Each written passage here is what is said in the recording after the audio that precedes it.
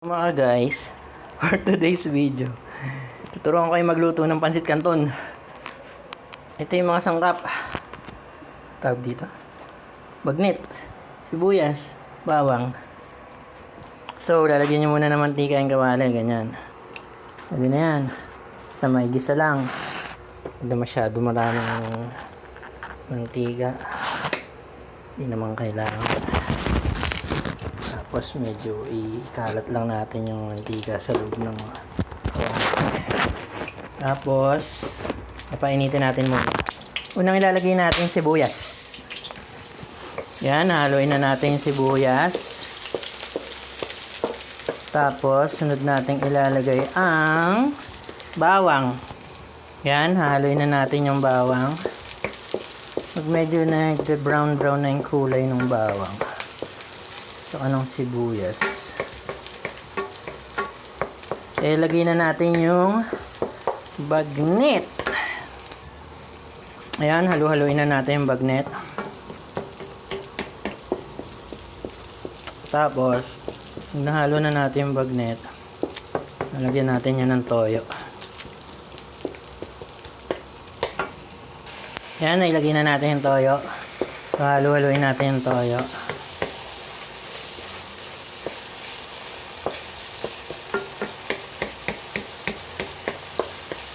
Sunod, lalagyan natin yung oyster sauce. Ayan, ilagay na natin yung oyster sauce. Oyster sauce, baka naman. Haluin natin. Tapos, lalagyan na natin yan ng water. Mga 3 basong tubig. Na natin.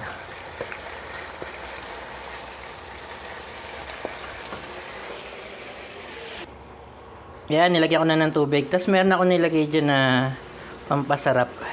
Hindi ko binidyo, tapos di ko rin sinabi dito. Ano lang yun, magic yun na pangpasarap. Hindi ko sasabihin kung ano, basta magic. Lagyan din natin ng beef cubes para maglasang beef. Yan,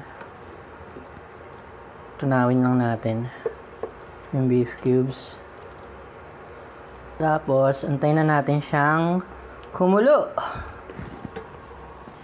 So, ayan na, kumukulo na. Lagyan na natin yung pansit. So, ayan na, nailagay na natin yung pansit.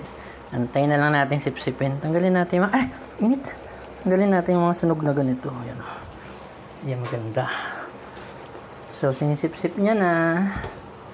Oh no, naparami yata yung tubig.